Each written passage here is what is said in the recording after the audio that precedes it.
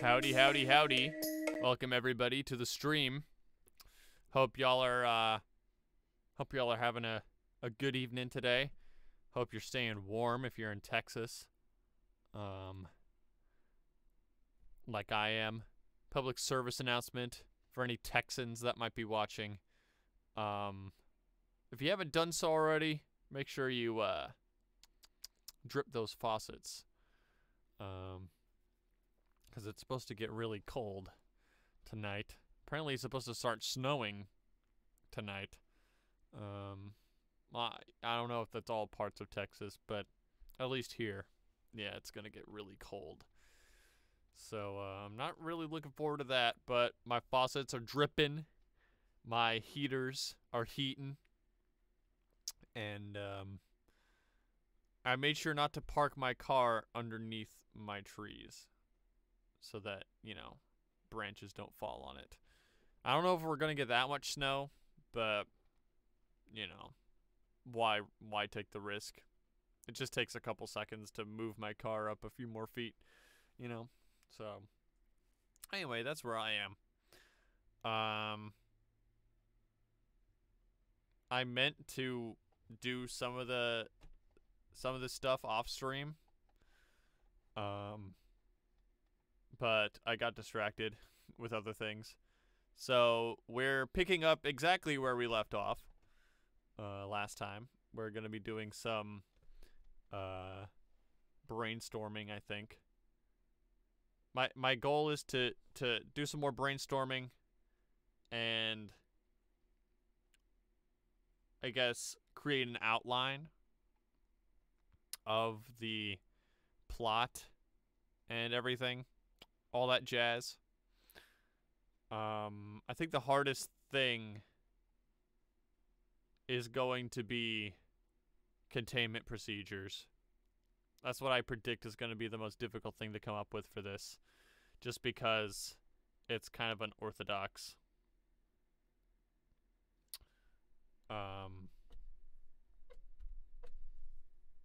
So, let's get right into it. Oh, hold on. Actually, let me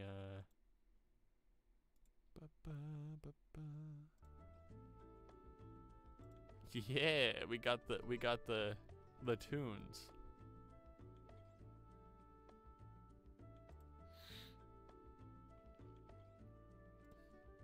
Chrome.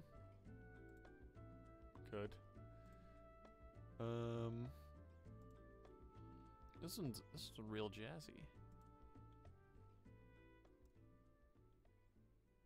Everything coming through. Everything can be heard.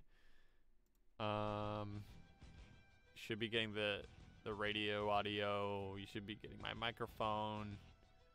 And you can see. Okay.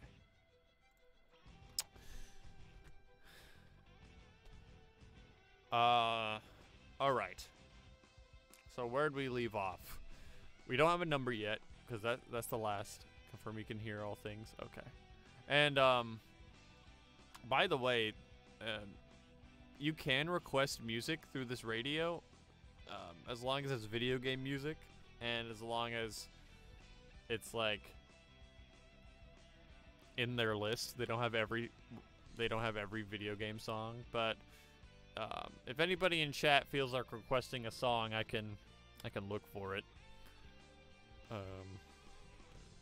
It's a little scuffed, but you know.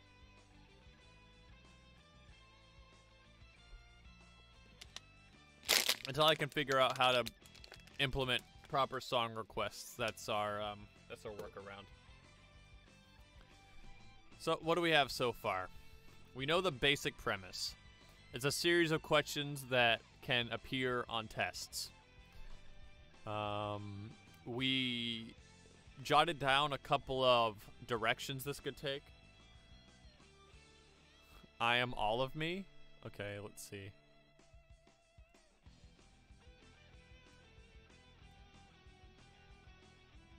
Request. I am. Doesn't look like they have that one.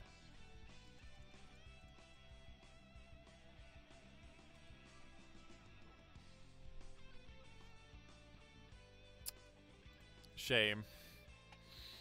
Yeah, they don't have a lot of bangers on there. Well, I should say they have a lot of bangers, but there are a lot of bangers they don't have. That's what I meant. So we have a few directions that we jotted down. We thought maybe a personality test. Like a sort of like social experiment personality test that some entities is or no, that's later. A personality test that leads to some sort of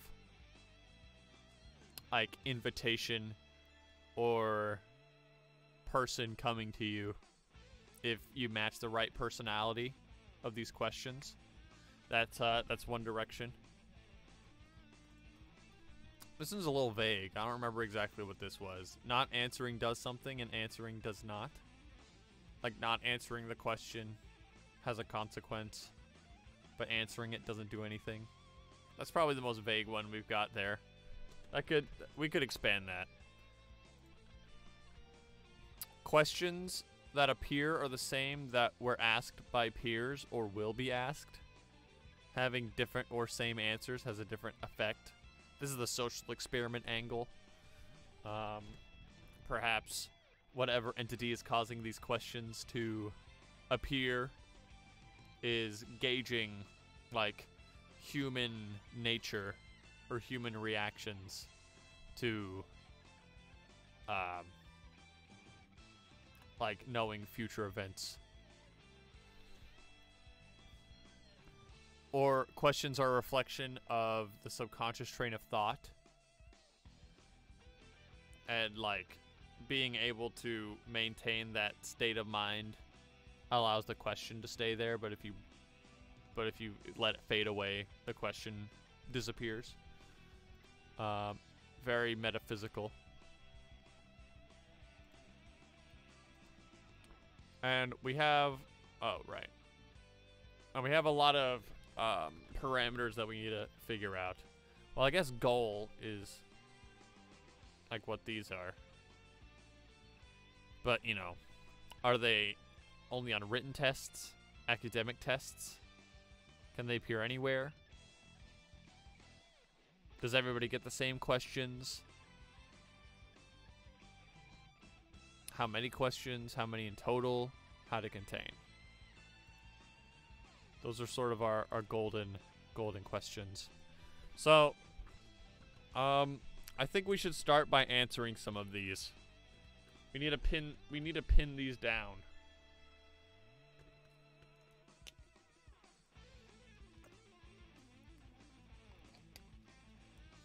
Now, something to consider is that if they only appear on digital tests and quizzes,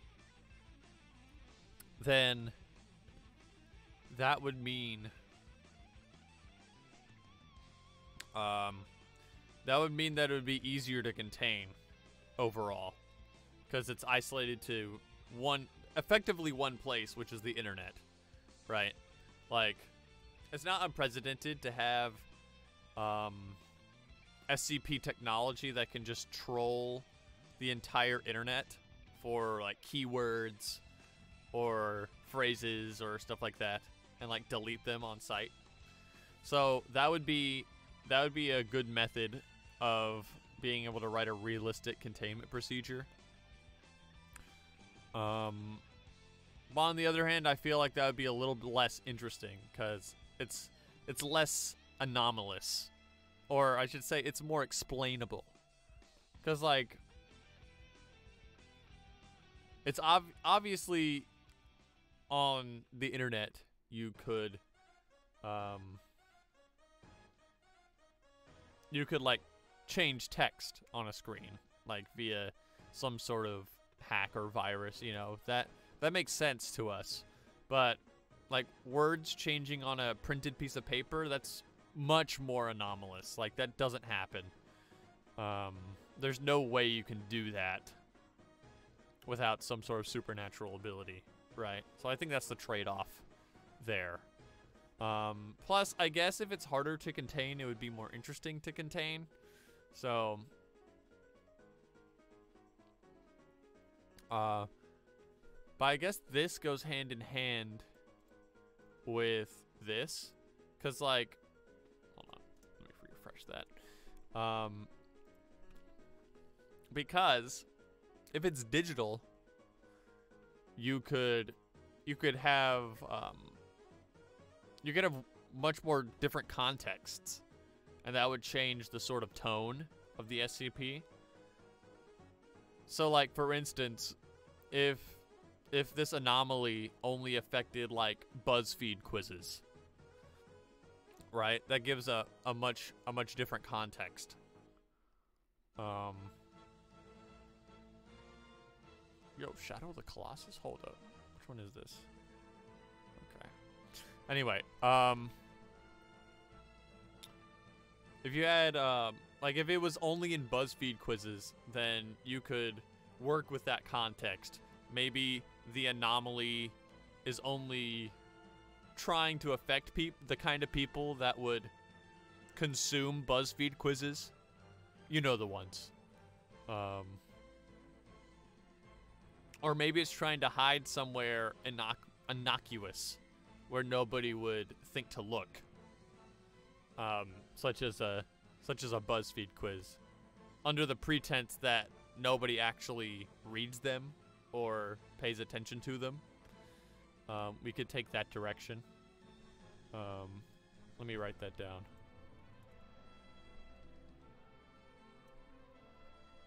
Hiding in an unlikely place. Maybe it's hiding because it's trying to reveal something important. To reveal something important. So you could do that.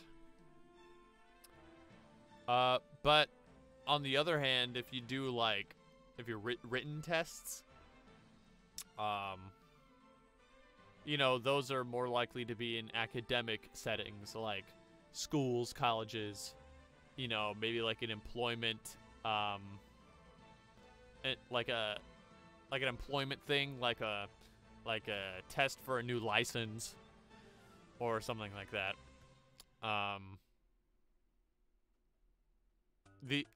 On that note, like the entity maybe is trying to target academics, people with a generally higher level of intelligence or drive, that they maybe want to recruit or influence.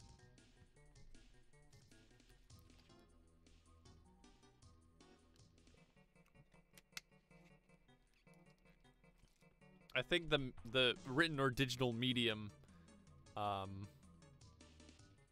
that choice is very important to the rest of this. The rest of this SCP. So I think we should really nail this down. I'm willing to hear any directions or angles that you guys in chat are thinking about. Because this is, for all intents and purposes, this is a brainstorming session.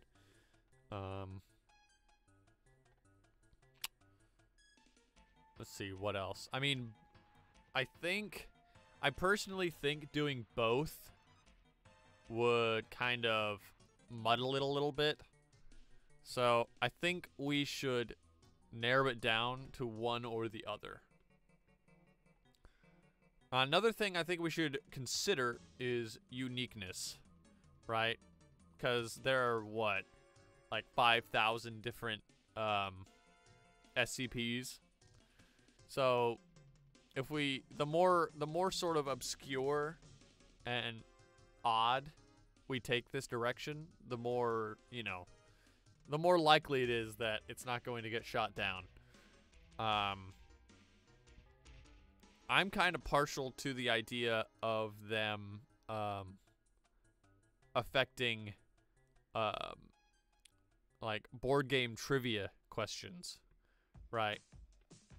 Because that's a written physical medium, but it's also in a very unsuspecting setting, which is, you know, like a fun a fun setting amongst family and friends, you know, just playing a trivia game, having a laugh.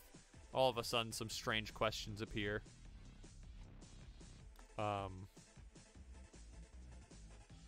And I'm thinking about this now.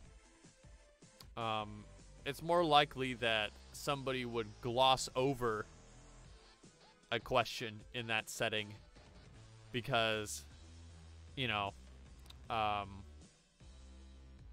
people are likely to be like, I don't know that question, just skip that one.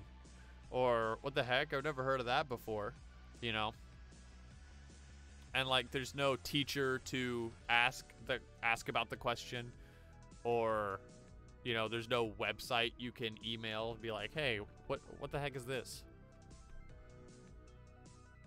I think it is more odd that the SCP is trying to hide itself in obscure written text instead of seeking out targets in commonplace literature or exams.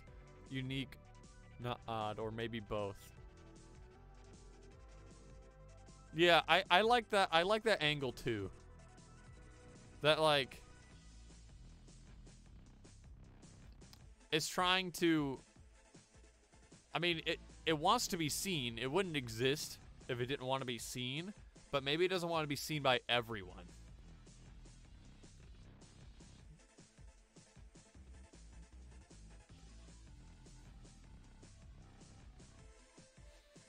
So, should they even be questions?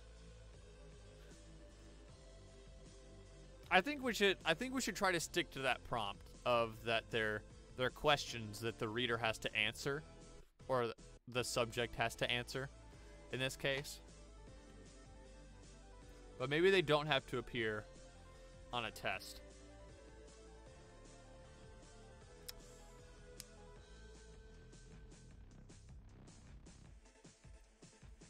You know, it could be like a 2-part SCP, right?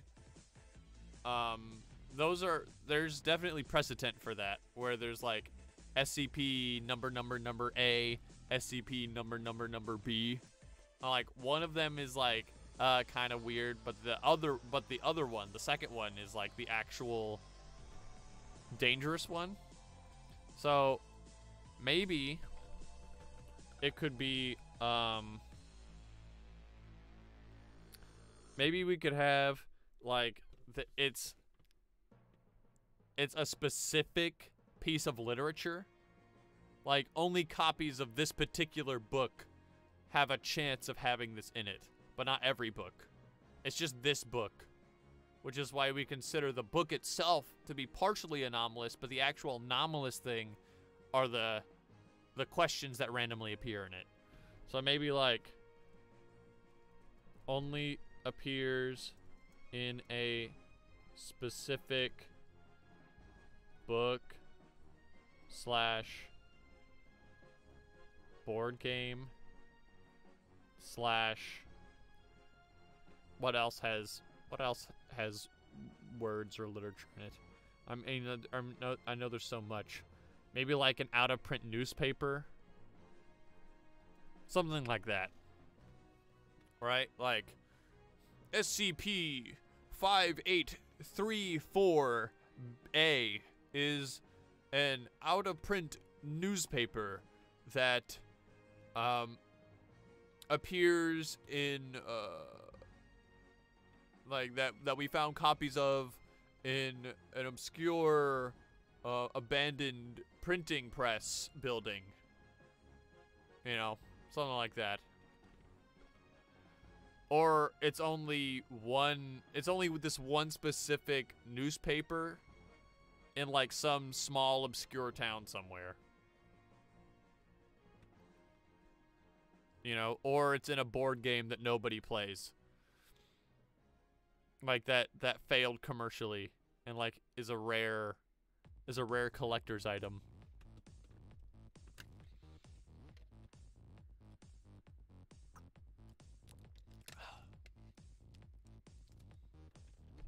And this what we're talking about, like this here, can easily be paired with another one of these, you know? These don't have to be mutually exclusive. We could combine these together into something into something interesting.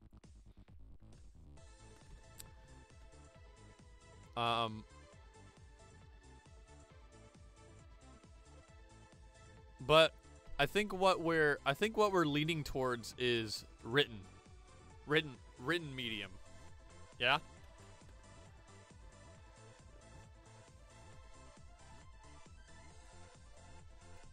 I think that makes for a more intriguing anomaly. A question, a simple one to start. A question, a simple one to start. A question that is a little odd but not entirely out of place.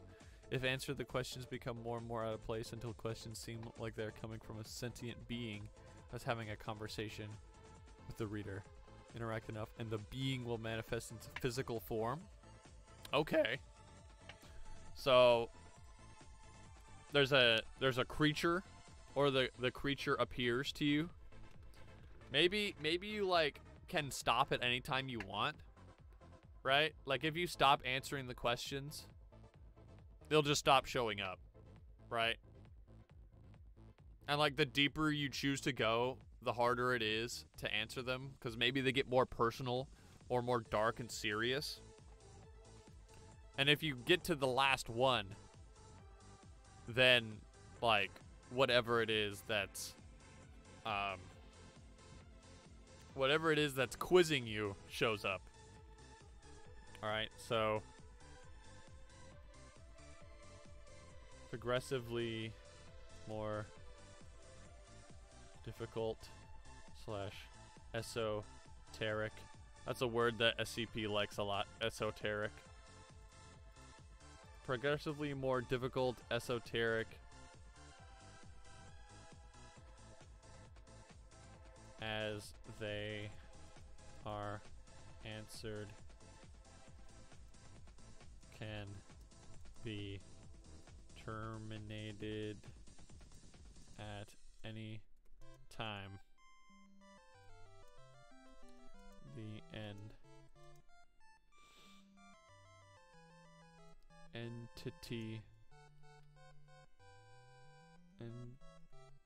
Entity reveals itself.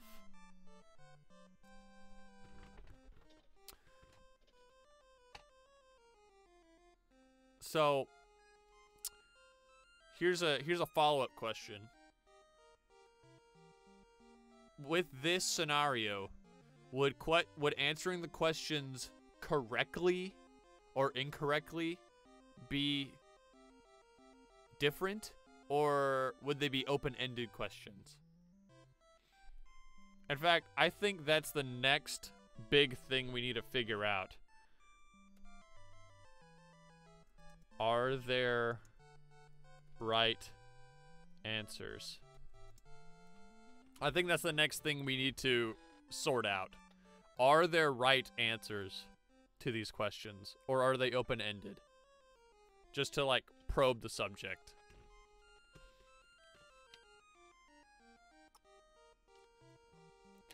And like written, or like the medium,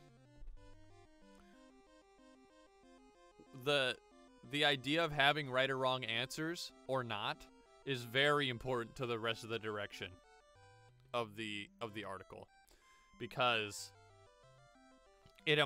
they imply two very different things, right? If they're open-ended questions, it implies that maybe the subject is being examined or sized up, that they're trying to get a sense of who you are, that they're trying to see if you're a suitable subject for something, or that you're fit to go somewhere, or anything along those lines, right? If there are right or wrong answers, then that implies that it's not testing who you are, but it's testing your knowledge. It's testing, like, I suppose, a different facet of who you are, like how you react to things, or again, like a personality quiz, maybe. Whether or not you match a certain guideline or outline.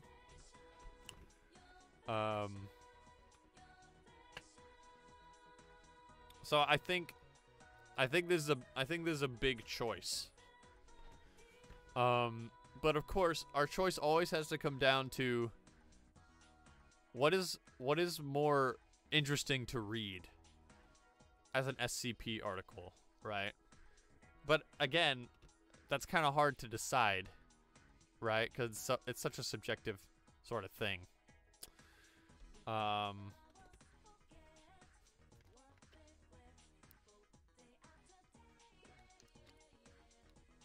Right answers. If you answer a question that is not satisfactory to the being, it will cease questioning.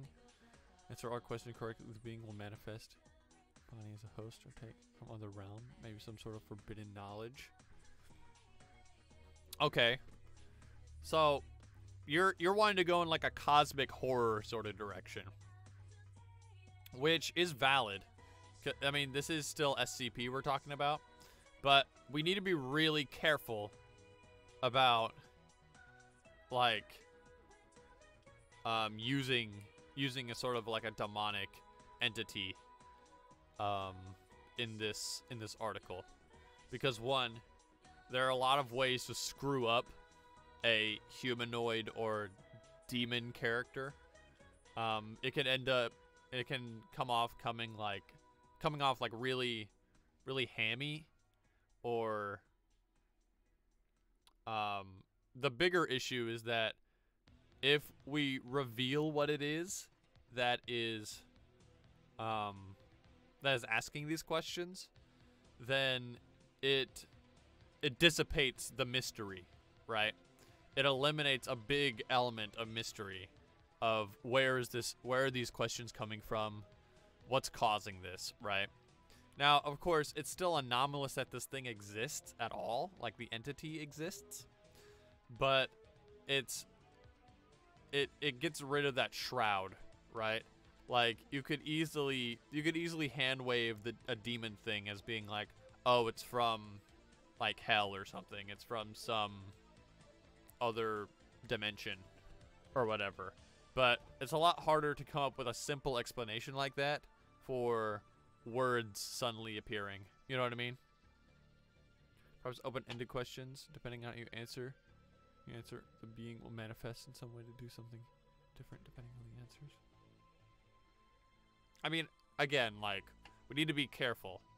I personally think that if we do somehow reveal this thing, that maybe it shouldn't take a literal form. Maybe it should be, like, maybe it should take the form of a person. You know what I mean? Like, if the writer, we'll call them, if the writer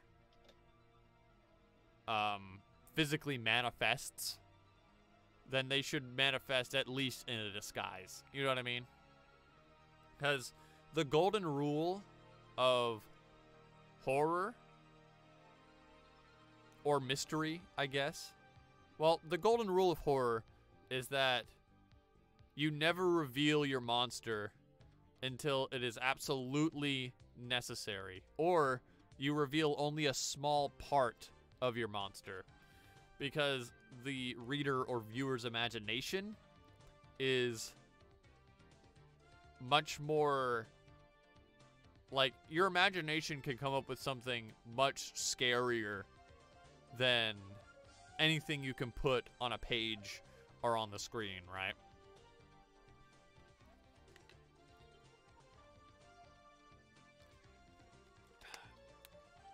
So if we reveal the writer, it should be in part, it should only be in part, or it should be in disguise. You see what I'm saying? This direction is still valid. We just need to be careful about how we handle it.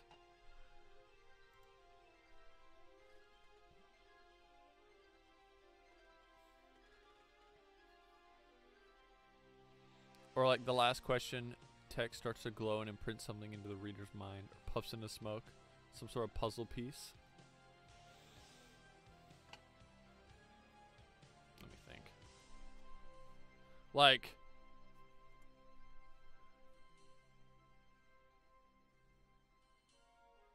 the questions. It sort of reminds me of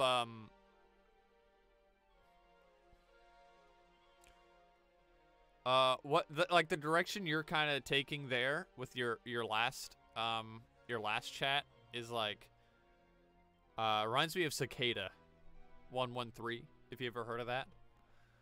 It's like a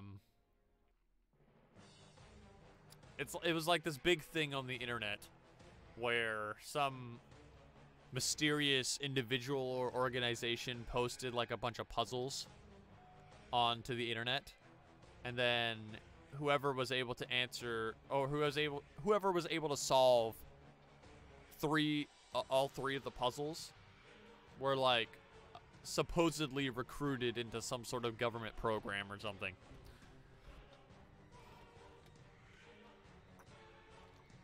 So what I'm interpreting from you, Cap, is that like maybe like Cicada, this SCP is just a first step into like vetting you, into seeing if you're worthy or ready to see the true anomaly.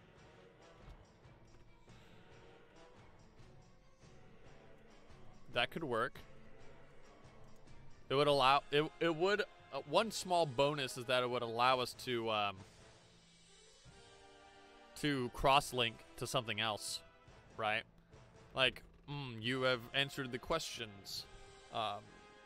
You are now. We see that you are now worthy of solving the mysteries of this entity that you also happen to have in your facility. And everybody's like, what? What does this mean? This just makes us more confused. Used to find individuals who can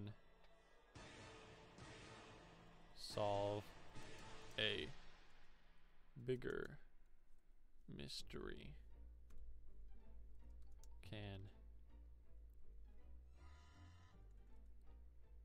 find the explanation for a different SCP. And like at the end of the questions, they're like, wait.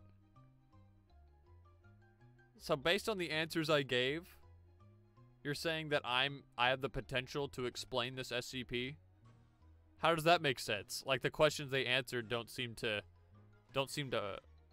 line up with their ability to do that at all. But it forces them to like examine each passing test to see like the similarities. Like, what is it about these people that are solving these tests that make them more adept at, like, sorting out these SCPs? That could be a really cool angle to take.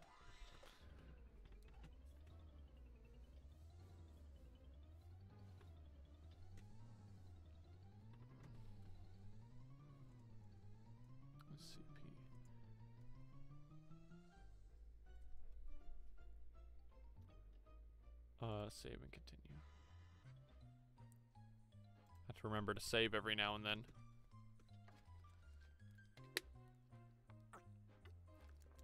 Now, there are a lot of existing organizations and cults and agencies in the SCP universe that we can pull from if we wanted to.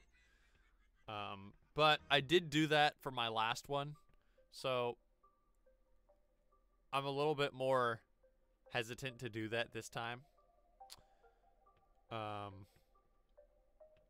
But we could. That maybe it's an SCP created by one of those groups, and was like maybe like some sort of weird esoteric call for help. Like, okay, I know we need some help from these people, but we can't just outright walk up to their door and be like, hey, can you help us out? We need to find the right people, you know.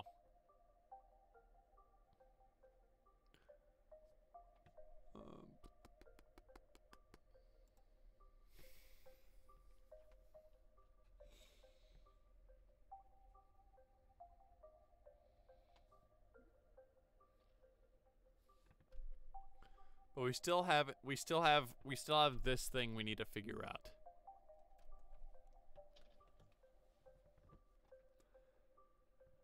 I think there's a way to make this work.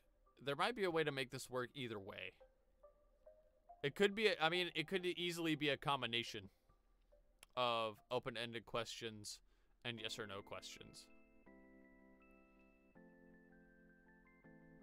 I mean, I guess there's no reason why they couldn't be combined, now that I think about it. Like, you could have really simple yes or no questions like, have you ever been to Argentina? Yes. Is your hair dyed? Have you ever dyed your hair? No. Followed by, like, a really complicated open-ended question. Like, if you were at a bus stop and two men started mugging a elderly man on the other side of the street, what weapon would you use? You know, something like really specific like that. I think there'd be a little bit of intrigue there, actually. You know what? Now that I'm saying it out loud, it's kind of silly thinking about it either or. We could easily just do both.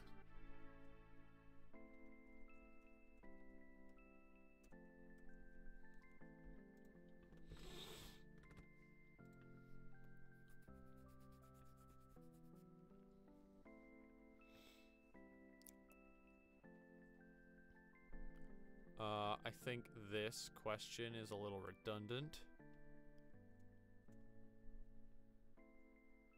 Because what we choose, like, here. This is also redundant.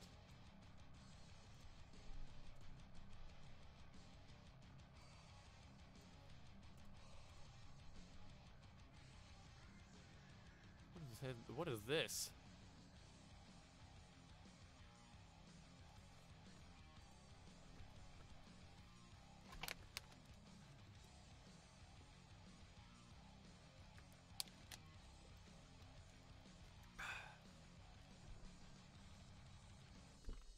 Oh man, I'm talking a lot, aren't I?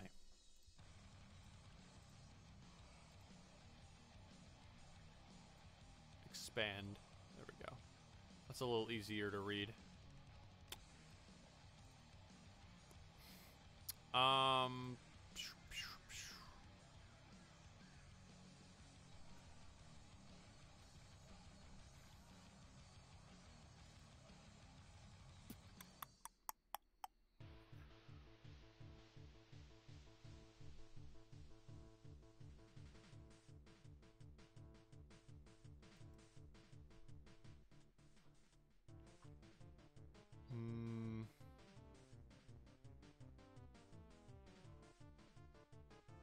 Okay.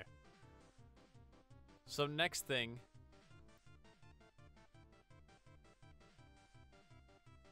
we should figure out is where these appear. I think this is a little more arbitrary than the others, but still pretty important to the tone, right? If you wanted it to be more on the nose and more like serious from the get-go, you could put it in like a book of occult practices, or like a self-published guide to, I don't know, potion making. Something that's already sort of suspicious and occult to begin with. Or you could take it to the, like, absolute opposite, the opposite spectrum. And, like, it only appears in an obscure, like, children's book. Like a children's flip book. Or, again, in, like, a board game.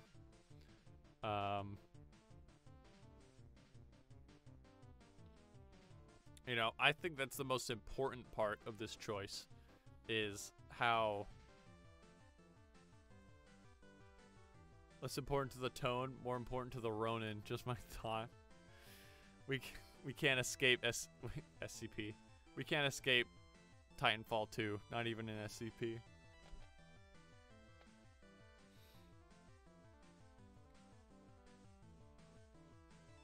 You know, actually, you know what? Thanks for mentioning that, because that gives me a neat idea. There's fewer obscure pieces of written media than video game manuals. Maybe we could think about that. Maybe it only appears in the manual of, like, some unknown self-published bootleg, like, PlayStation 2 bargain bin game that nobody played.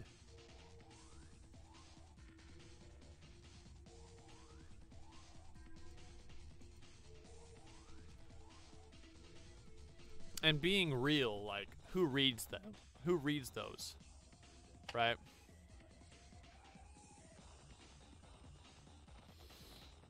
I mean, I know that video game manuals aren't very common now anyway.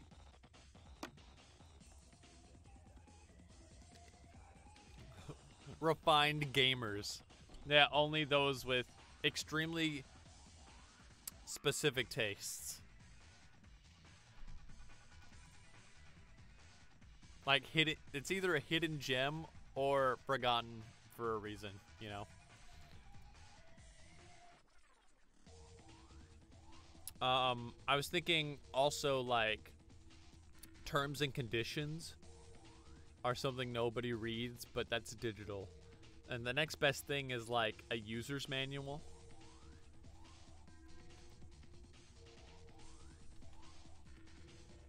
That's random enough that, like, it would seem odd. Maybe, like, a specific brand of, like, humidifier. Its users' manuals sometimes have this anomalous text appear in it. You know, that could be interesting.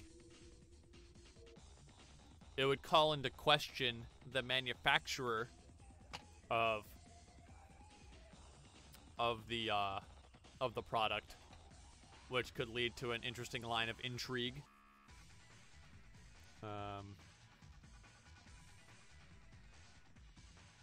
Or going back to the video game manual angle, it could lead into an investigation of the video game publisher or team who designed it. I guess that could apply to anything. Like, if it's a book, you could examine the author, or if it's a board game, you could that was weird, but hold on. The music that's playing right now said it was from Solstice. I'm like, this doesn't sound like Solstice at all. It must be a different Solstice. Probably a common name for space-themed games.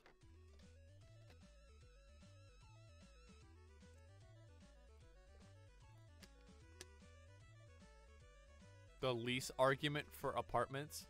Or the contract one signs when buying a house. Maybe the warranty pamphlet. The warranty, yeah. The lease agreement. The contract one signs. Surely people read their house contracts, right? Like, you'd think that'd be really important. Or their lease agreement. Well, I guess it's the same as the terms and conditions, right? You just sort of assume like, all right, as long as I don't break the law or break anything or do anything unreasonable, I should be fine. I don't actually need to read it, you know.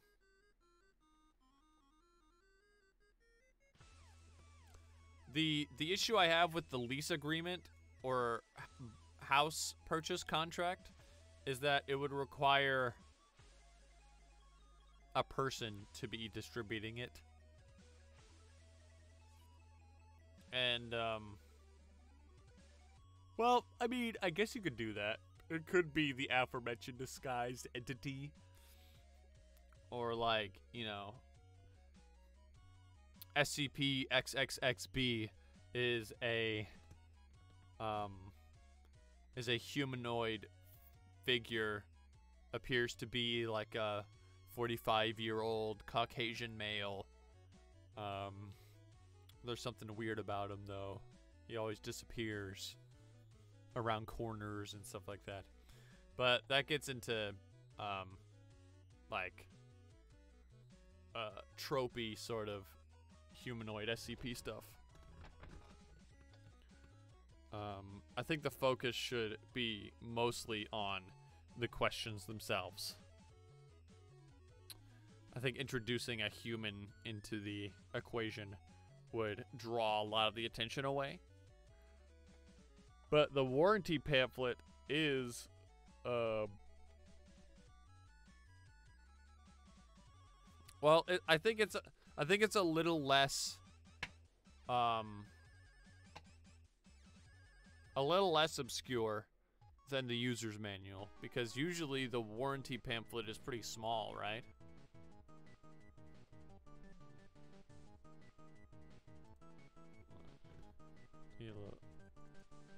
Electronic warranty pamphlet. Can I spell that?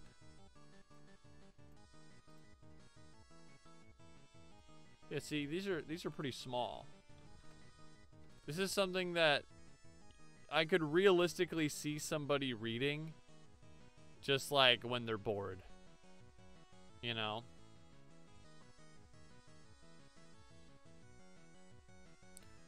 But, I mean, I guess on the same token, that could lead to it realistically being discovered, even though it's still pretty obscure, you know? Like, nobody's going to just read a user's manual because they're bored, right? But you could realistically expect somebody to just randomly read a warranty pamphlet.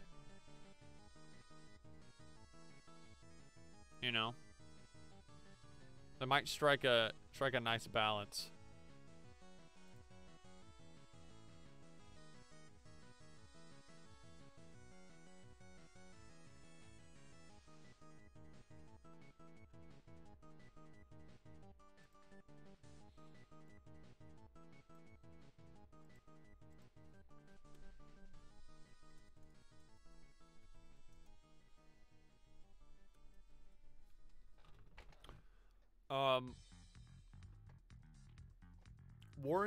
A warranty pamphlet is also, I'd say, like, relatively neutral in terms of, like, tonal dissonance, if that makes sense. Like, it's not, like, wildly out there like a children's book doing something strange. And it's not expected like an occult tome doing something strange. I think it's right there in the middle, where it's something commonplace that has no like affiliation. Like an electronic device doesn't have any sort of association with anything really. It's just a tool. It has no preconceived notions or anything like that. It's just pretty neutral in that way, which I think is an upside. But it's still odd enough right, for it to be interesting. Like something normal and unassuming, like an electronic warranty pamphlet, has something weird going on.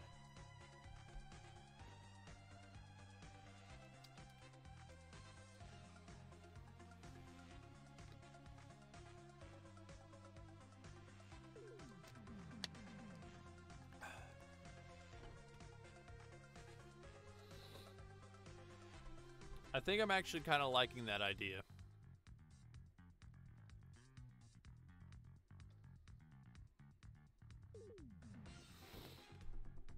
Junk mail? Junk mail? I think junk mail falls in the same problem as a user's manual. Because I think the likelihood of anybody just... Hold on. Let me let this ad finish. I think anybody just randomly reading junk mail, that's a very low chance. Because most people are just going to throw it out immediately. The only people who might read junk mail after recognizing that it's junk mail are, I guess would be people that don't realize it's junk mail, right? People that are gullible. Gullible enough to read junk mail, you know,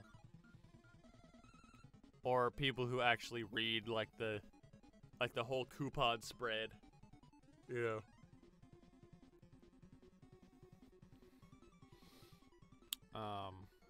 Which would imply something, I guess, about whatever, like the goals of the writer, right?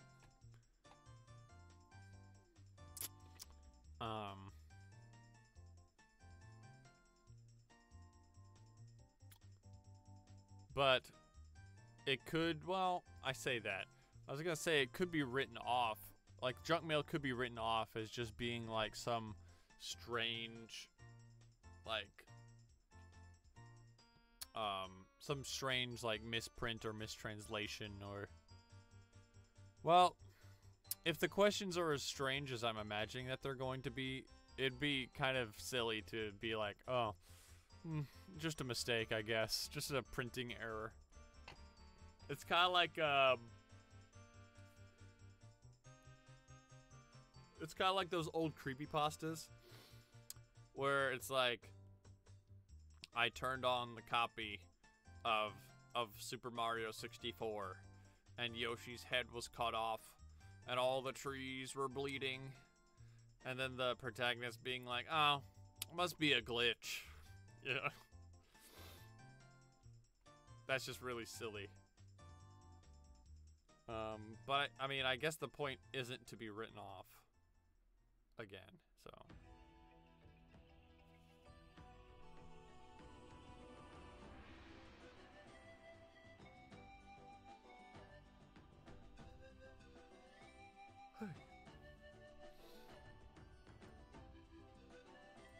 That's redundant.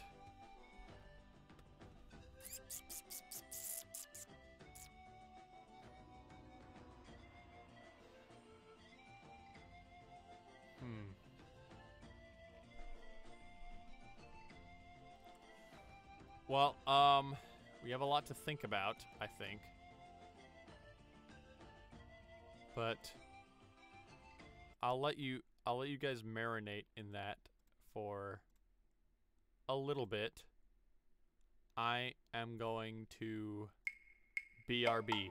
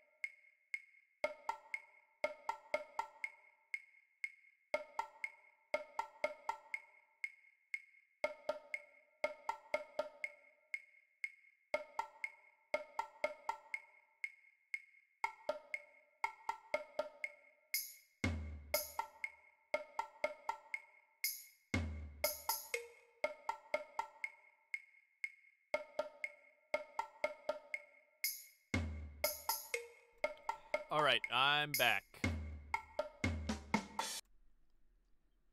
Chrome. And then unmute that. What is this? What about a prawn survey that asks you non-prawn related questions? Who's your... Okay.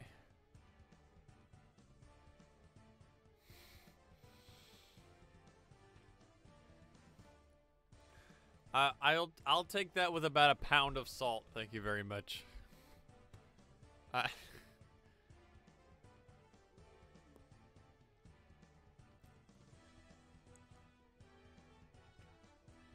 Although, I mean, that would be a strange place to manifest. I do agree with that, but the rest of it is a little bit rest of it is a little suspicious. I'm gonna be honest.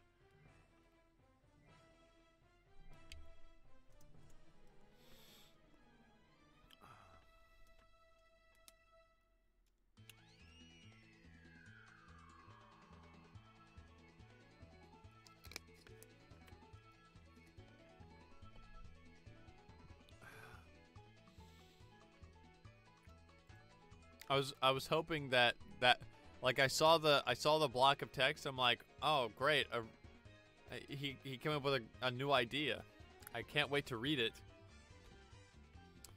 And yeah, and there was that.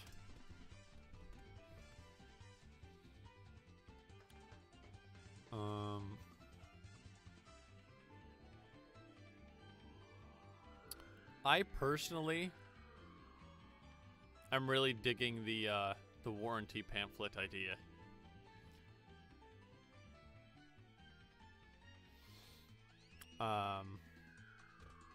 So not all of them can be winners. You're right. Not all my ideas can be winners. Nobody's ideas can all be winners. You know, that's a good takeaway. If you learn nothing else from this stream, it's that you come up with bad ideas and don't pretend that you don't. Wait, what? Why did I write won't?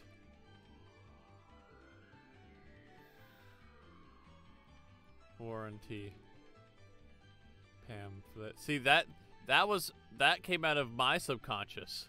I don't know why I did that. Pamphlet. Why can't I do this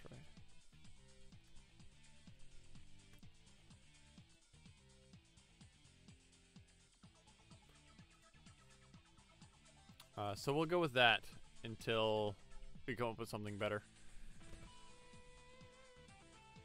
On that note,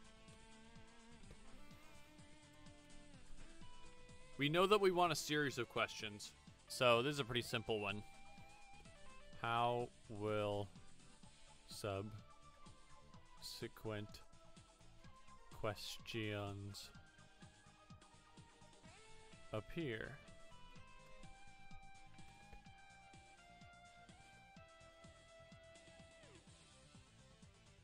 You probably did that due to something in the quantum realm. Yeah, my quantum double, on the other side of the multiverse, was saying the word won't at that moment. And since I'm quantumly entangled with him, or her, I guess I don't know, I wrote the word won't instead of warranty. Short description of changes?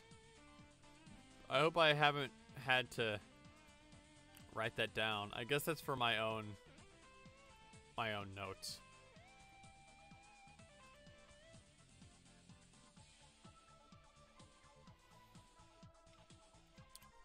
So I guess we should discuss how new questions will appear. Should they just overwrite existing text once you answer the first question, like it'll appear in front of you, or maybe you have to flip the pamphlet to the other side in order for the next question to appear. And then you answer that one, then you flip it over. And then, boom, a new question. The other one's gone, and the new one's there. Or they're all there from the beginning. Or, you know, something like that.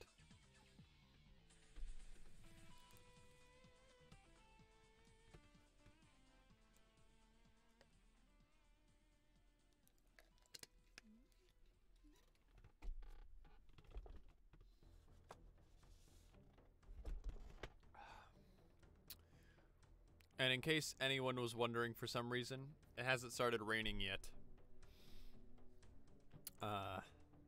Or it has started raining, it hasn't started snowing yet. I don't know if I'm looking forward to snow tomorrow. It's not like I'll if they close work, it's not like I'm missing much. I work for like an hour on Thursdays. So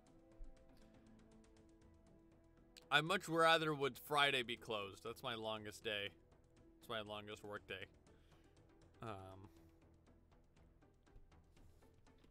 But I guess you can't have it all, can you?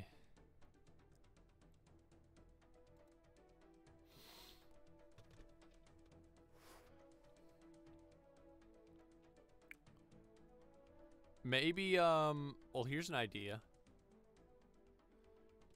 What if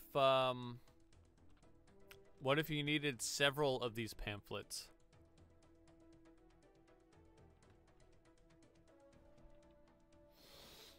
Like, think of this, right? What if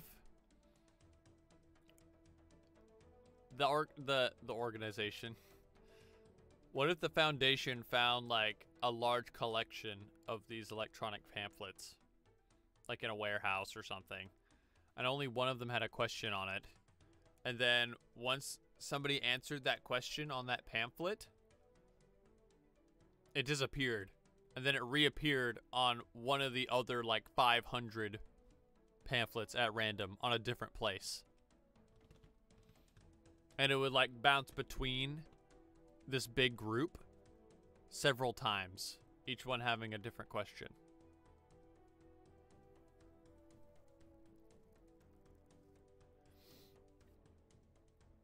And they have to constantly be like searching through their pile or whatever, or they have them on like plaques, like they have them in little glass boxes, and they have some D class like walk up and down the aisles to find the next one. That's a really funny image to me. Or they have D class sort them.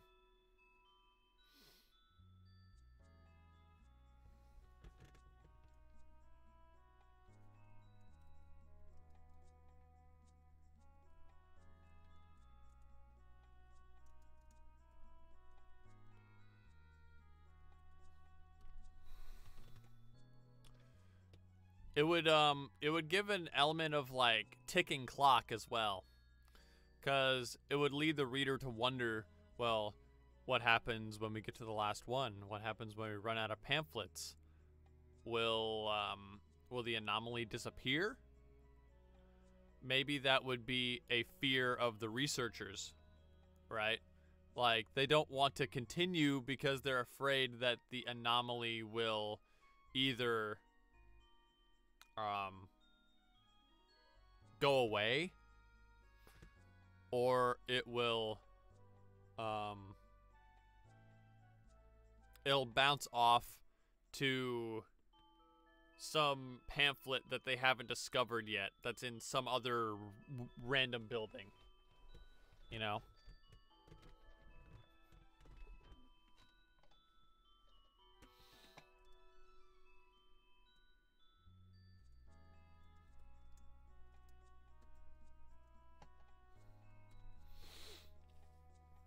That could also be a couple of directions you could take the group of pamphlets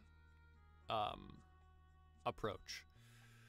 You could either have the organization find all of them at the same time, or they find them in like clumps. And like the first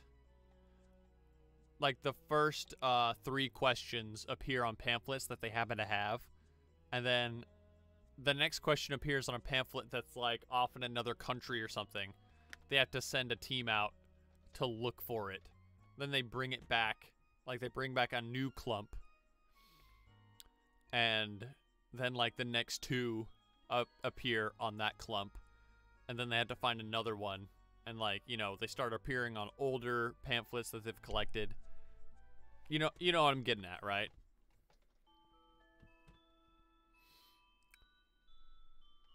And at that point, it's like it raises several questions.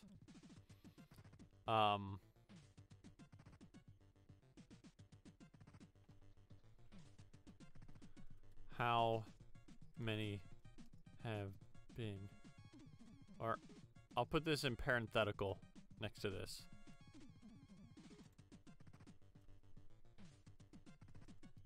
How many have been answered already? Like, how many of these questions were answered by just random people before the Foundation discovered the anomaly? And how many are left?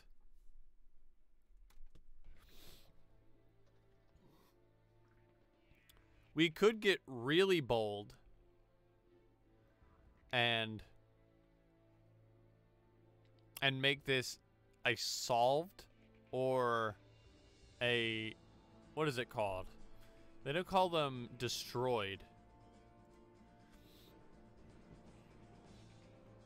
There's a class of SCP that is,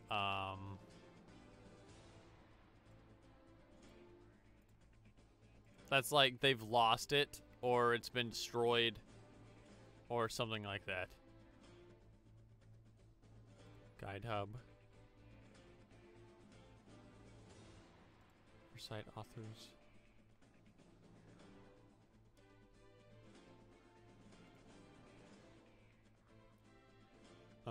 Containment.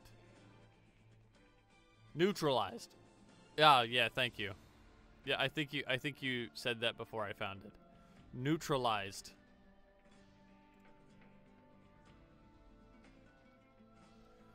This could be a neutralized SCP as far as they know. Like, they haven't been able to, or the article could end with, you know, they haven't been able to find more of these pamphlets, and they're still searching for more, if there are any more, or they've somehow confirmed that they found them all and nothing came of it, either because they suspect that the questions weren't answered in the right way, or because they did answer them in the right way. But either way, it's the questions don't appear anymore. They've disappeared.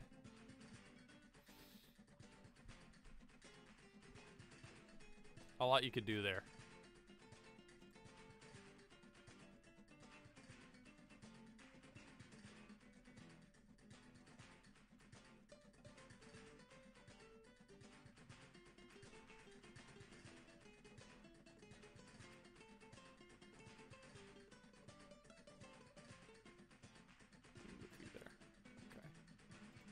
How does this look to you guys? It's not an effective use of space. But it gives me a nice blank space to put you guys, to put the chat box.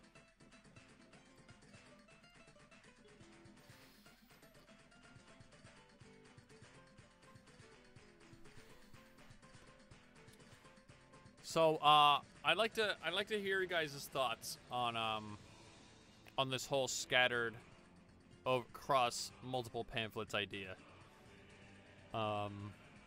One, because, you know, I'd genuinely like to hear your stance on this, your opinion, and because I need to take a break from talking for a little bit.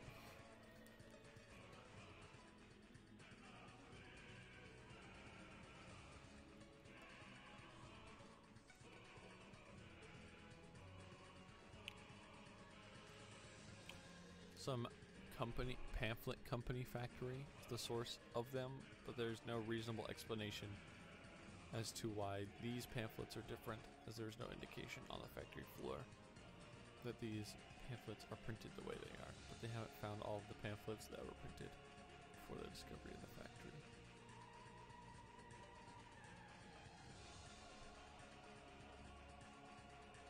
Wait, okay. The last half. Do you mean that the factory is discovered afterwards?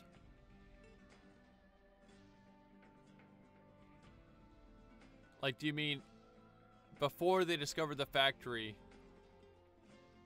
they reasoned that they haven't found all of the pamphlets? Or they haven't found all of the pamphlets that were printed? Oh, I guess you mean the first one.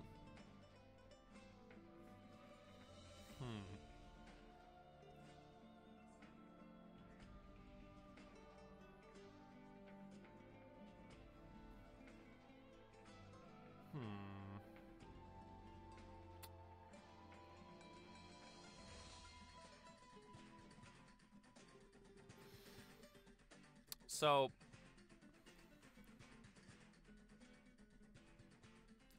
I think that veers again into the territory of drawing focus away from the pamphlets and the questions themselves and drawing more attention to the factory. Right. If we went with that, I think we could make that like the sort of cliffhanger at the end. Like the last discovery that was made. You know? Like, maybe there's an addendum that's like a field report. Like, we've found a connection to this factory. We're going in. And then you never hear back from them or something.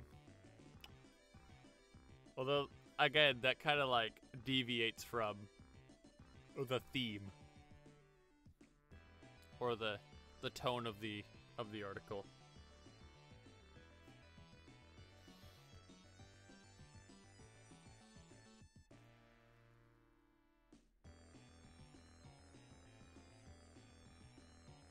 I think also as well that what I found is an effective thing for SCPs is that not every aspect of it is anomalous, right? So like in this case, it comes from maybe the pamphlets are attached to an electronic company that's completely normal, right? There's nothing anomalous about them. The manufacturer themselves of the pamphlets are like, I don't know what you're talking about. You know, we're not doing anything like that. You know, I keep saying the organization. The Foundation does a thorough investigation. They find nothing weird about the factory. It gives more of a sense that whatever entity is causing this anomaly just chose something arbitrarily rather than there being like some sort of reason. They were just like, I need something with text, so I'll do this. And it gives some mystery as to like, okay, but why? Why electronics pamphlets? You know, why warranty pamphlets?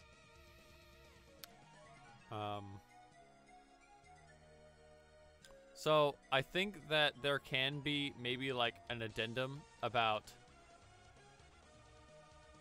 the factory that they came from, but the factory doesn't end up being anomalous in any way.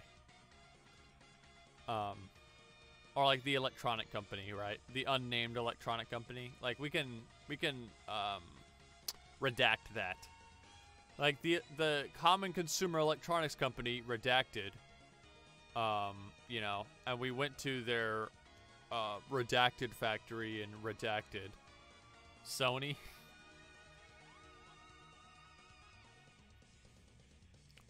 I think it would be more interesting if it's something a little more obscure. You know, not something so obscure that they wouldn't be able to print and produce products en masse, but something obscure enough to where, you know, the common person wouldn't be able to guess. Apple. Like if you had a five character long blocked out thing, it's like, I wonder what kind of device this is. Nokia. I guess it could be Apple or Nokia if it's 5 characters long.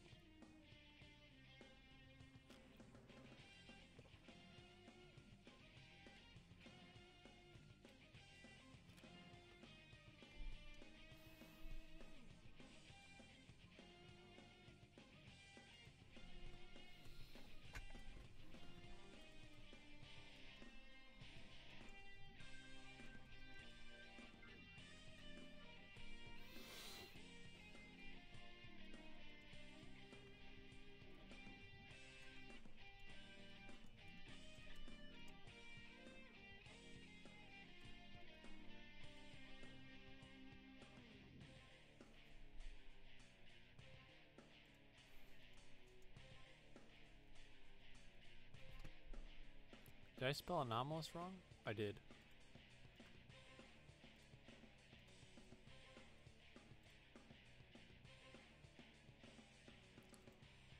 Foreign company factories questioned and examined is not anomalous.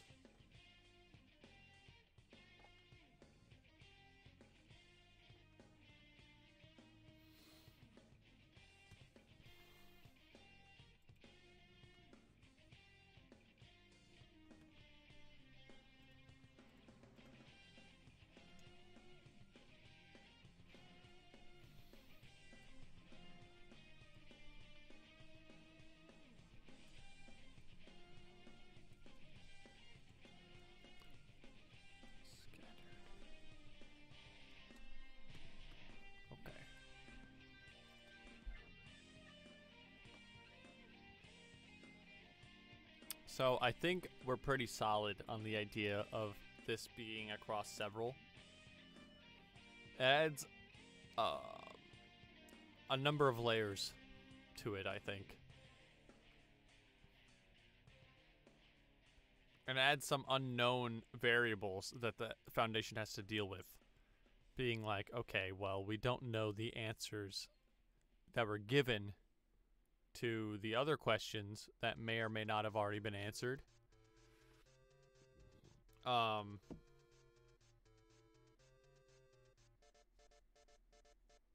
So we'll have to just make educated hypotheses and control what we can control.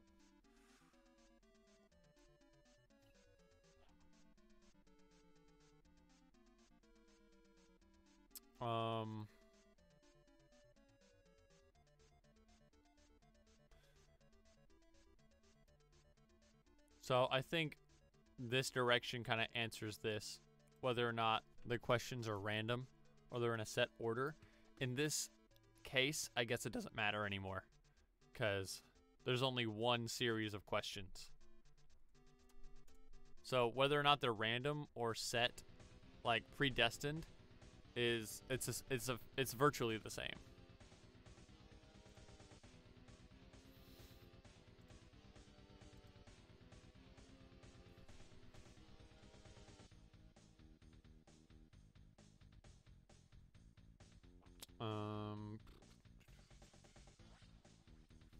What else was I thinking about?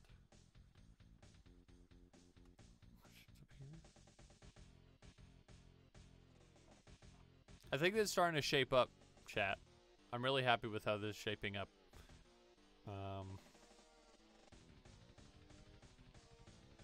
How many are there?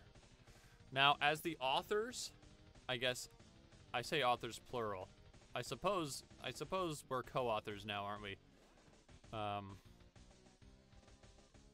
As the authors / author, we should know how many are left.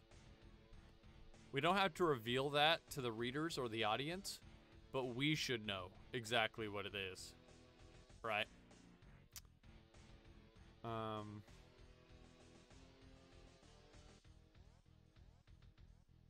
Speaking of which, I guess while I'm thinking about it, we should decide what consumer electronics company we're dealing with. Now, I don't know how to search for consumer electronic companies. I guess we could just list of consumer electronic companies. Bose, Skull Candy, Vizio. Are you just gonna list all of them?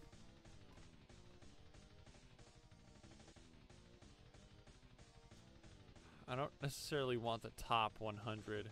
Here's a list.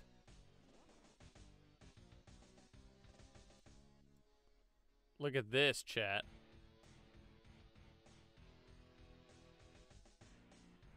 We have a smorgasbord of brands here. This is a list of electronic This list of electronics brands is specialized as the list of brands of companies that provide electronics equipment. Dynamic list may never be able to satisfy particular standards for completeness. Okay.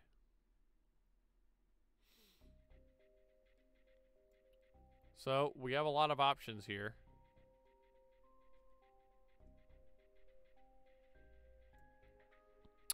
Audio systems, car audio, navigation, copy machines, digital cameras.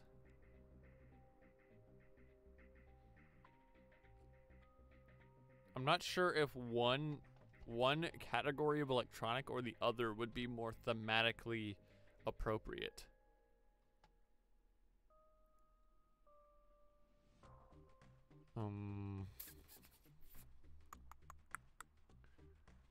Wireless devices, transportation, video game. I guess, you know, video games do count as consumer electronics. I didn't think about that. Semiconductors, video cassette recorders, portable media players, mobile phones, mechatronics.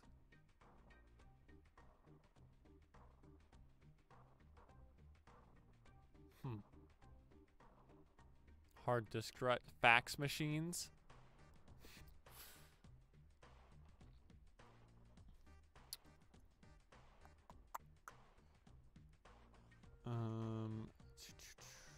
They're also sorted by country.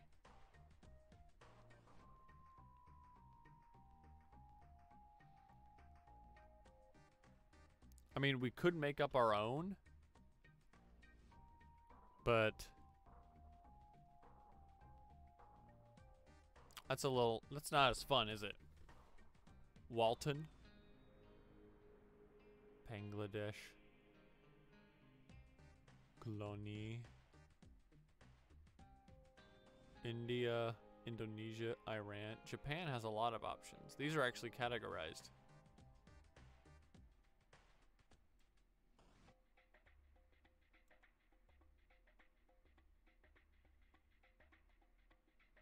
When? Currently is meaningless in an encyclopedia. They're right.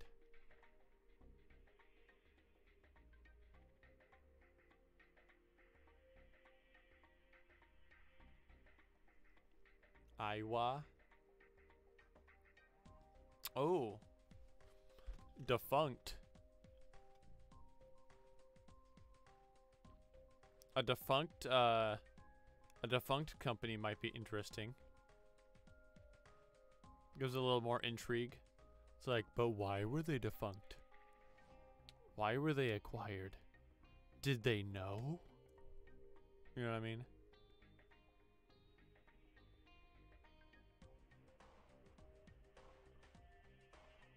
Iowa.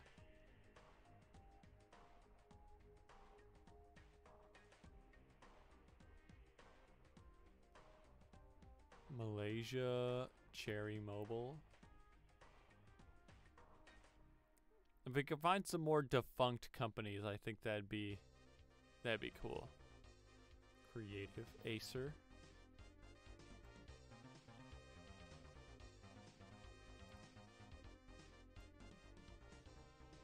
Thailand. Turkey. Ooh, Turkey.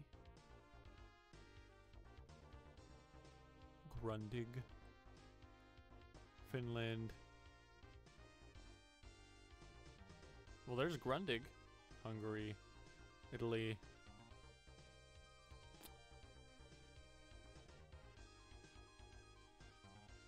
Here's everything we know. There's a lot closer to home. Well, there's Bose.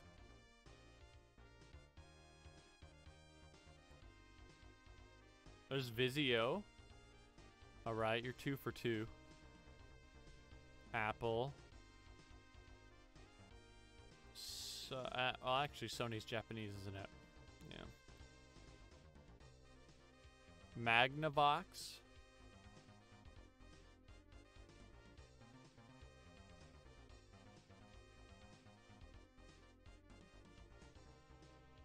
Analog devices.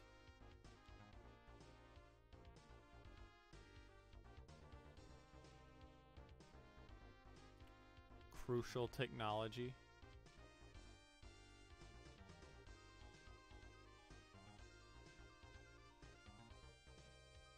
You know what? Actually, now that I read that, it would be thematically appropriate if the electronics was a like what was this? It said computer memory and computer data storage. That would be thematic, I think.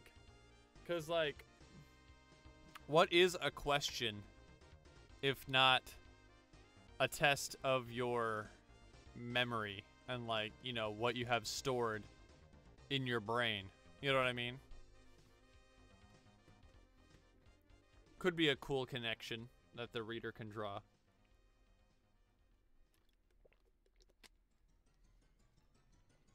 It could lead to the reader implying or implications that maybe the purpose of these questions is to again gather data or store what it learns from the answers, you know?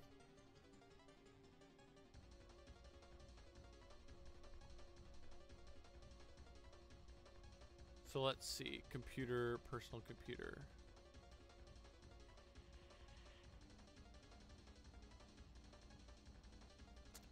I know I saw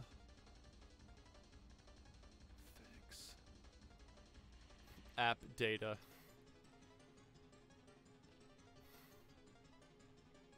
When you type app data onto the school computer and people would think that you're hacking. You know, in like 2nd grade.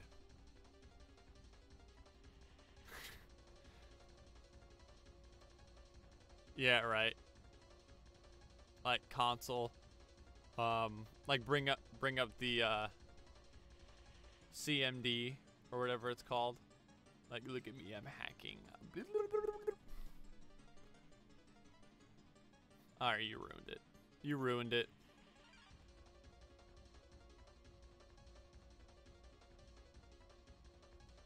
A hard disk drive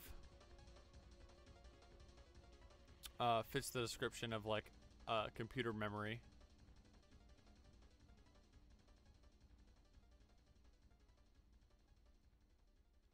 Hard disk drive.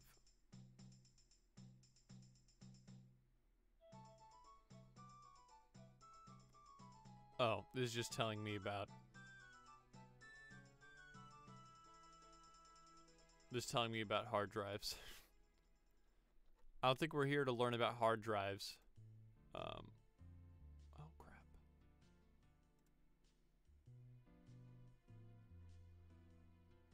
The timer was about to run out. We want to find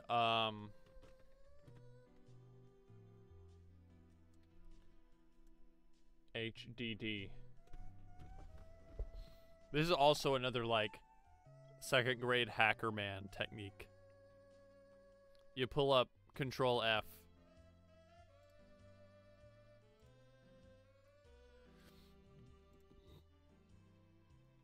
So these are the only two that are listed as HDD companies.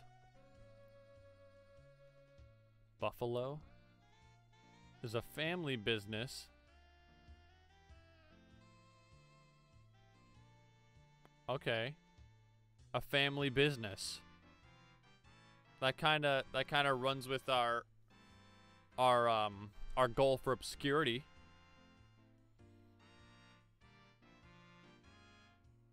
As this is a multinational conglomerate, and this is a family business. Very different ends of the spectrum.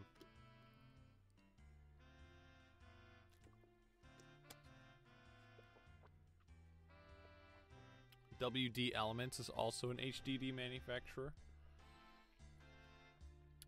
True, but that is also a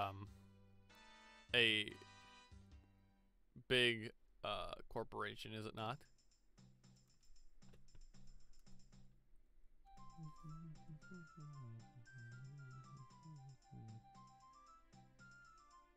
Do they have a Wikipedia page?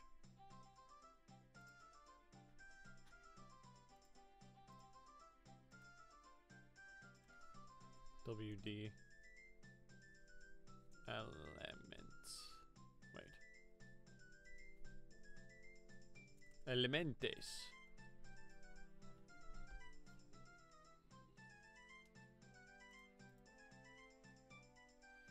Western Digital.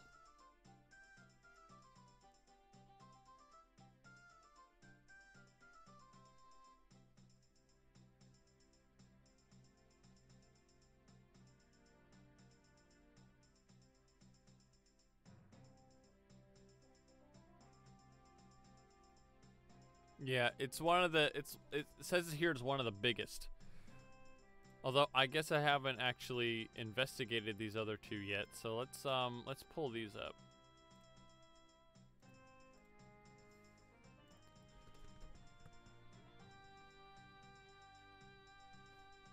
Yeah, they got SanDisk. I think I have, I mean, I think most of us have at least one SanDisk in our house. I don't think any of this information is really going to help. Products. Color codes devices based on their intended use. Well, I bet you guys didn't know this. We're learning today. Eco-friendly, general desktop, surveillance, network attached, high performance, enterprise data center.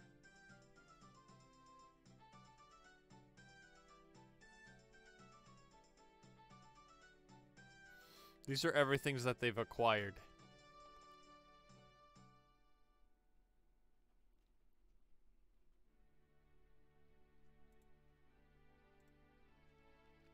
We got one of those. SSD. S-Tech.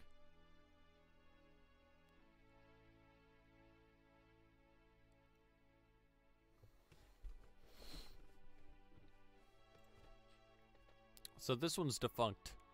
Hitachi Global Storage Technologies.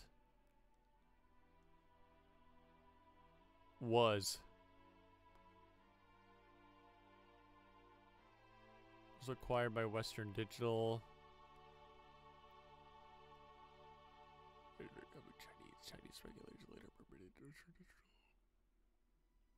Okay.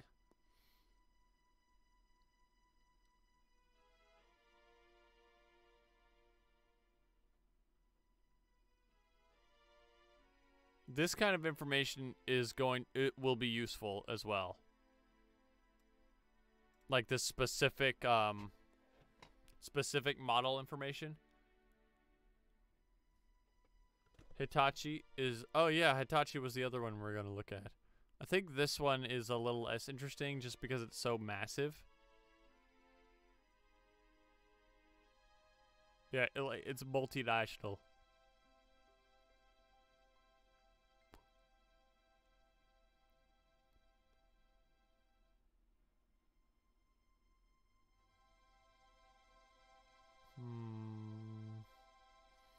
Ranked 38th, Fortune Global 500. Oh. History. Products. They make defense systems? That's pretty insane. Oh, hey, you asked for a Sonic song earlier. Here's one. It's not the one you wanted, but here's one. This game has Shadow in it. That's as close as you're gonna get.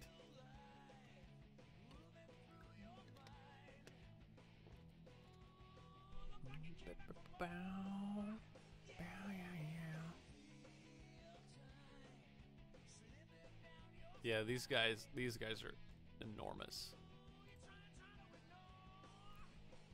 Let's see what this is all about.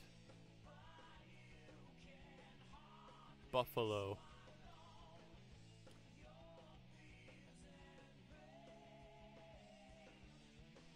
I do find it strange that a Japanese company is called Buffalo.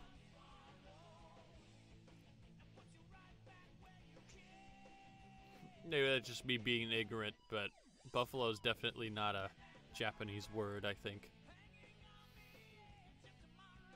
It's a family business and located in Japan. Its most recognizable brand is Buffalo. Buffalo is currently one of the 14 subsidiaries of Melco. Initially founded as an audio equipment, the company entered the computer peripheral market with an EEPROM writer. What is that?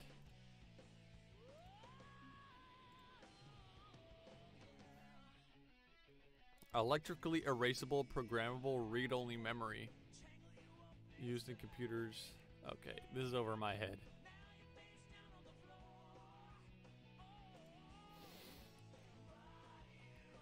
The name Buffalo is derived from one of the company's first products, a printer buffer, and the name for the American bison. Okay. A data buffer is a region of a memory used to temporarily store data. Okay. Melco's name stands for Maki Engineering Laboratory Company. Currently subsidiaries of all random access memory, flash memory, USB, yada yada. Buffalo is the North American subsidiary and is based in Austin. The company has been first to market on a number of new technologies. First wireless router, first Wi-Fi products, first NAS, first RAID, first USB 3.0 storage. Wow, yeah, they have a lot of firsts. I thought this was going to be a pretty small company here, but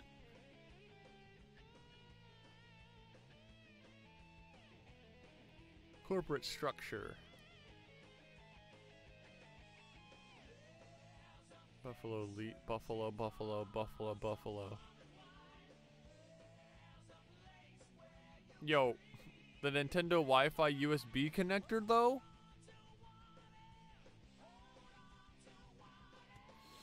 Let's go. Litigation? Uh-oh. This could be interesting context.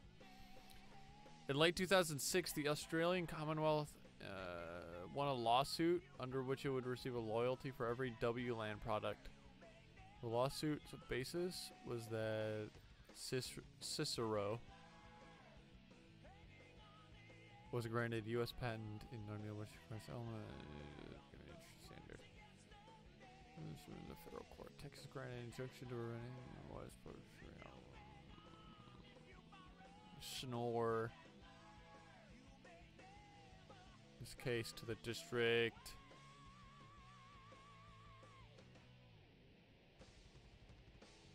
Okay, that wasn't as exciting as I thought it'd be.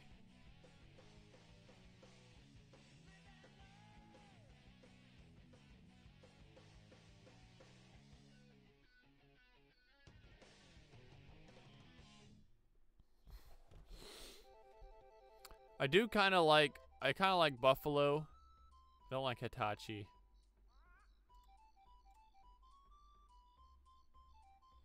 We'll go with Buffalo. Or Melco.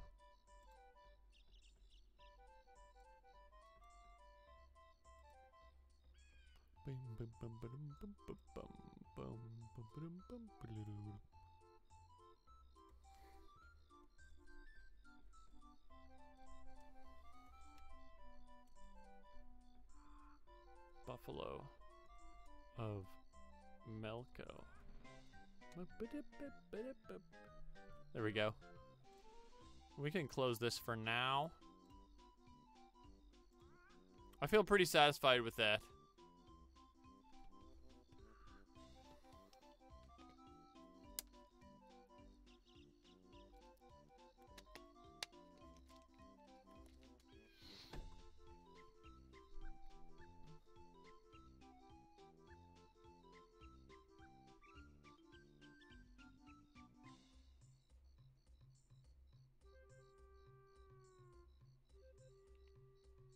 What do we got so far? We're still Euclid. I don't appear on tests anymore. It's a series of questions that appear on or that have and continue to appear on a series of warranty pamphlets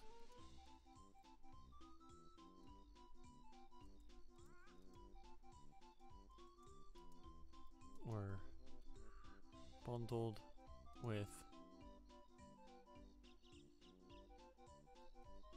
products produced by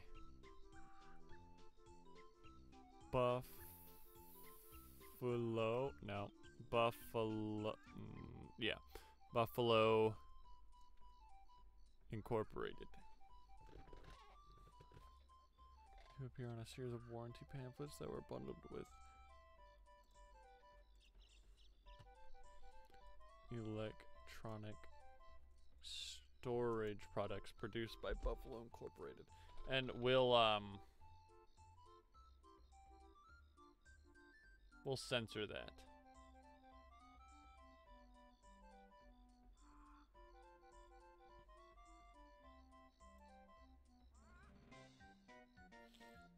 Is there a censor button?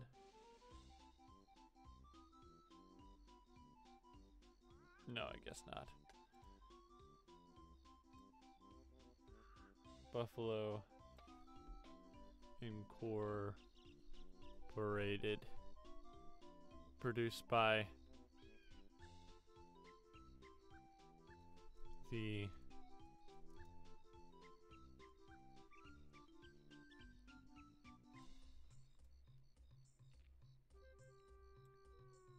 strike that out.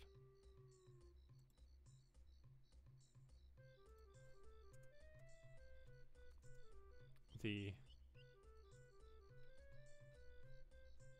United States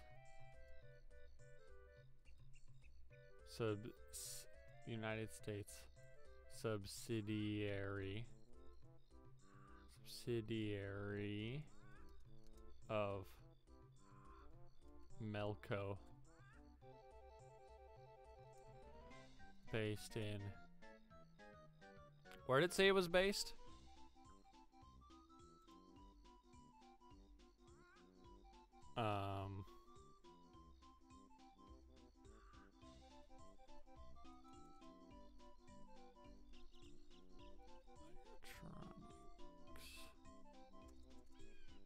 Now I have to find the page again. Or Melco. Wikipedia.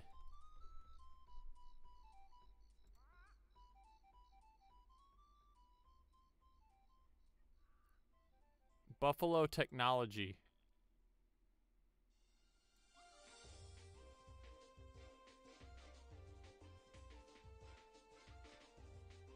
Okay, so Buffalo Incorporated is itself a subsidiary of Melco. Or Buffalo Incorporated is a subsidiary of Melco Holdings Incorporated. And Buffalo Technology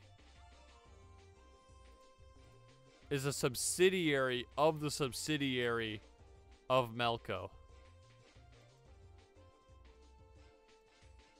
Okay.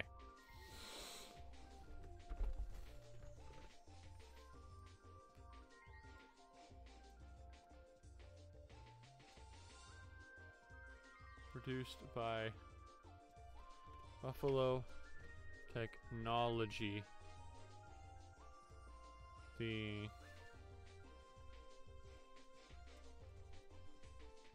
you capitalize North American?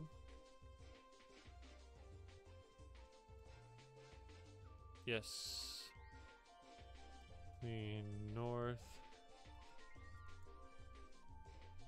American that's still spelt wrong. Subsidiary of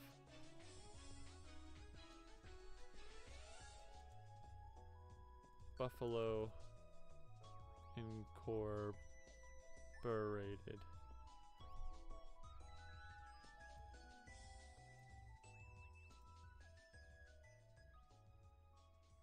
All things American are capitalized. Assert dominance. The North American subsidiary Buffalo Incorporated.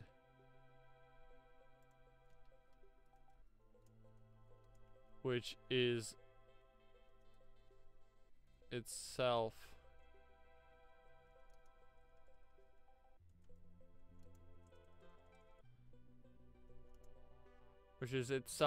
a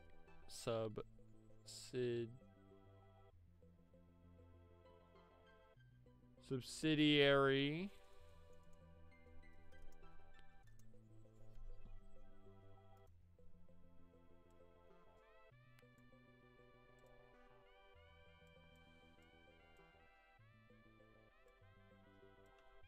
of... Okay, you can stop now, Cap. I get it. I get the joke. Incorporated.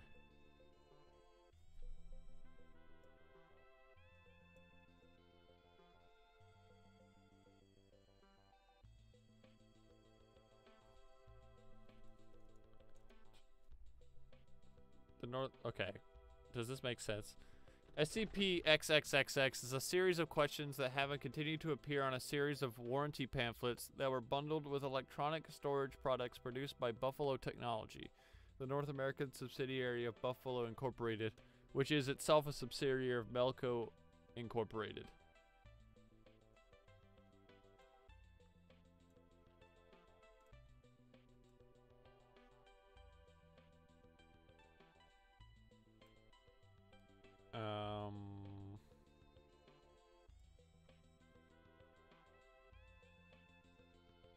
Does it count as a conglomerate?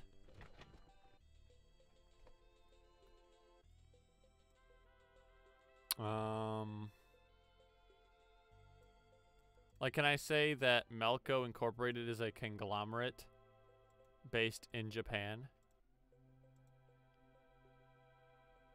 North American subsidiary of Buffalo Incorporated. So a subsidiary of Melco Incorporated.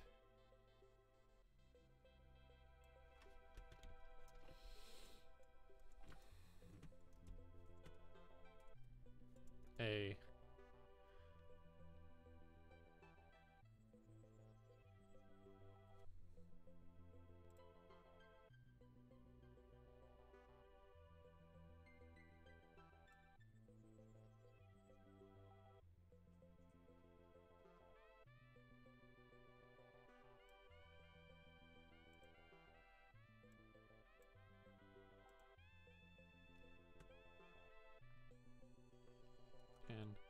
Electronics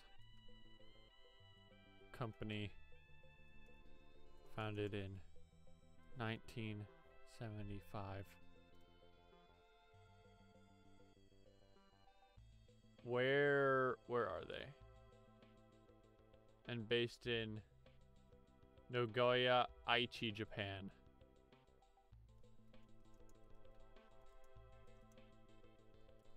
Nah, how do you spell that? Nah.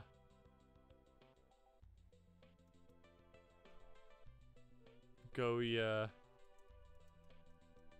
Aichi. Is that right? Aichi, Japan. Okay, so that's the base. That's like the basic thing.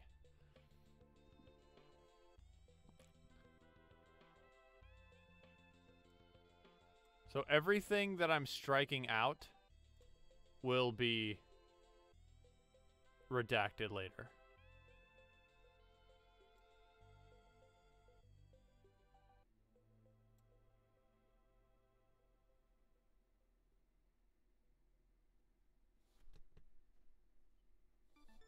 Sorry.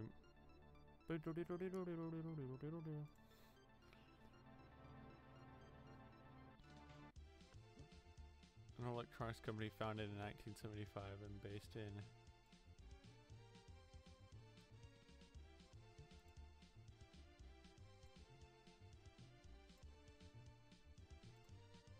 Japan. Bro, I've been playing so much Castlevania recently, like, I've got Castlevania on the mind all the time. I'm gonna be honest. It's stuck in my brain. I think I haven't even finished Castlevania Symphony of the Night yet, but I already feel like I really like Castlevania as a franchise. I'm excited to try the other games. Okay. It's a series of questions that have and continue to appear on a series of warranty pamphlets that were bundled with electronic storage products produced by Buffalo Technology, a North American subsidiary, which itself is a subsidiary of an electronics company founded in 1975 and based in... Okay, so these definitely I'm solid on being redacted. Like, that's something you definitely redact. The country usually isn't. Usually the country's broad enough and vague enough that you can keep that. What I'm thinking is...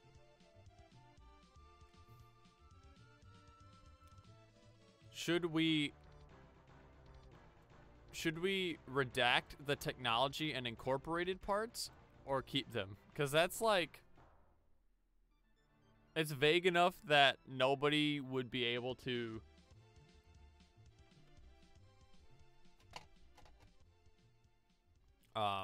that nobody would realistically be able to figure out what they are.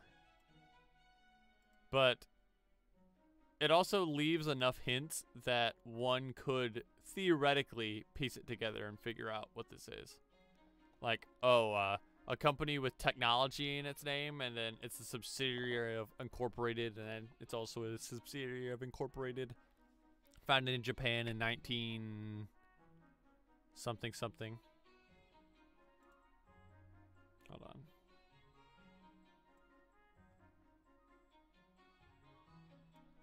The exact date should also be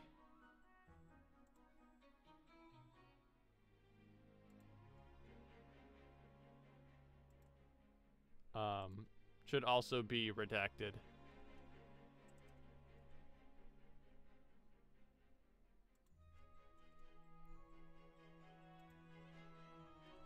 Buffalo Incorporated. Subsidiary of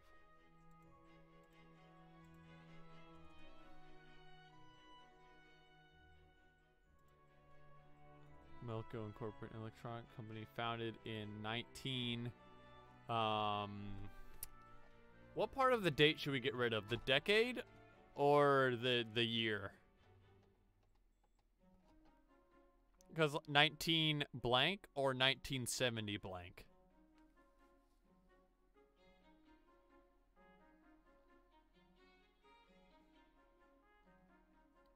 thoughts?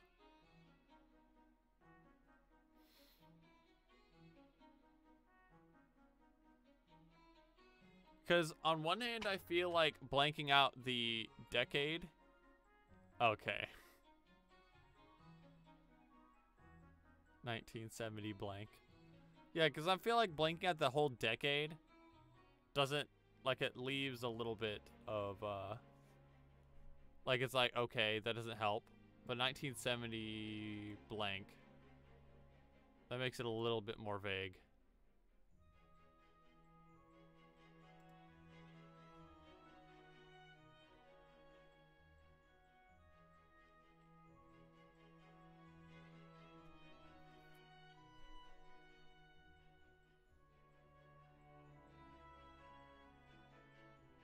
Okay.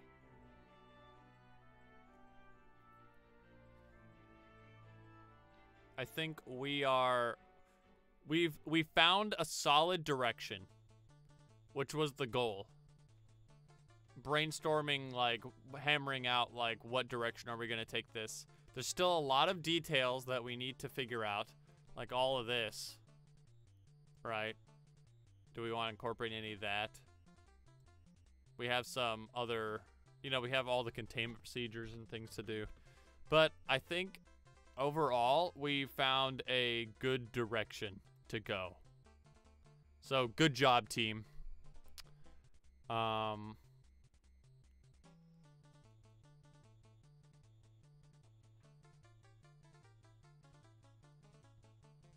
It's all saved, so and it's about 8 o'clock.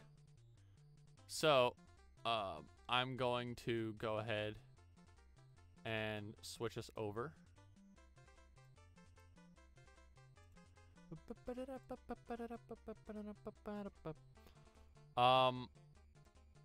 So I'm gonna be real with you, chat. Today was a really fun stream.